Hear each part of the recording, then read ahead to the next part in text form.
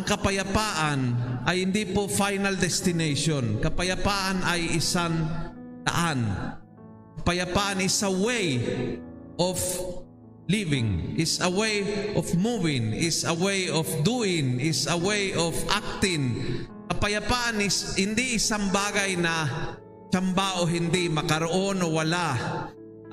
Sakasakali darating sa ating pamilya, ang gulo-gulo ng pamilya ko ngayon, sana balang araw, is not a wish. It's not a wish, it's not a prayer, it's not sana, it's not baka sakali. Kapayapaan is a way. So yun po yung unang pagnilayan natin ngayon. There is a way of peace. It's not peace at the end, it's peace in the process. How peaceful I am. How do I decide to walk that way of peace? It depends kung aling ang ilalawas mo.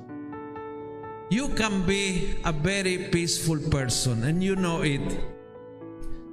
At pwede kang maging demonyita, alam mo rin yan. Alam mo rin yan na may times na talagang unbearable ka. Na may times na yung ugali mo ay matinding topak. Alam mo na yan. And so you can bring out of it the best. The Lord is there in your heart, or the worst. It's your choice.